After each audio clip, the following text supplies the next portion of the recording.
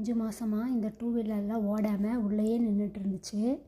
இந்த ஸ்னோவில் டூ வீலர்லாம் ஓட்டவே முடியாதுங்க. அதனால இங்கே பெரும்பாலும் யார்கிட்டையும் டூ வீலரே இருக்காது. யாரோ ஒருத்தர் 2 பேர் தான் வச்சுருப்பாங்க.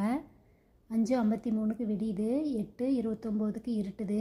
இனி கொஞ்ச நாளைக்கு இருட்டுறதுக்கு ரொம்ப டைம் ஆகும். பாருங்கள், 8:36 ஆகுது. எவ்வளோ வெளிச்சமாக இருக்குது பாருங்கள்.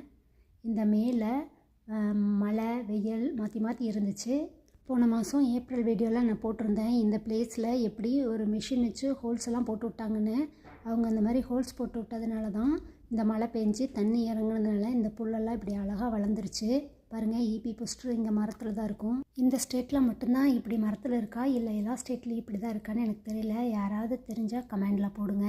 பாருங்கள், புல்லெல்லாம் நல்லா வளர்ந்து அதில் பூ வர ஆரம்பிச்சிருச்சு. பாருங்கள் எவ்வளோ அழகாக இருக்குதுன்னு பூவு.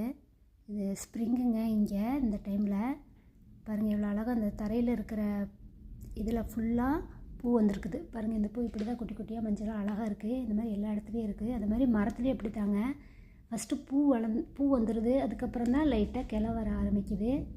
பாருங்கள், இந்த மரம் தூரமாக இருந்து பார்க்குறப்ப அந்த சிகப்பு கலரில் பூ எவ்வளோ அழகாக தெரியுது பாருங்கள். இங்கே பாருங்கள், பனியில் இந்த மாதிரி பாசம் பிடிச்ச மாதிரி ஆயிடுச்சுங்க மரமே. இந்த மழை பெஞ்சதுனாலையும் வெயில் அடிக்கிறதுனாலையும் அதெல்லாம் இந்த மாதிரி துளிர்க்க ஆரம்பிக்குது அழகாக. பாருங்கள், இது மேப்பிள் ட்ரீ. இந்த மேப்பிள் ட்ரீயில் பூ மாதிரி வந்து அதுக்கு நடுவால் கிளை வளருதுங்க. நல்லா கிளை வந்து பூ வந்துருச்சு. பாருங்கள், கிளை ரொம்ப குட்டியாக தான் இருக்குது, ஆனால் பூ தான் நிறைய வந்திருக்கு. இந்த பூ நல்லா தெரியணுக்காக நான் ஜூம் பண்ணி எடுத்தேன். ஆனால் மரம் பாருங்கள், பார்த்தா மொட்டையாக தான் தெரியிற மாதிரி இருக்குது. ஓகேங்க, வீடியோ பிடிச்சிருந்தா சப்ஸ்கிரைப் பண்ணுங்கள்.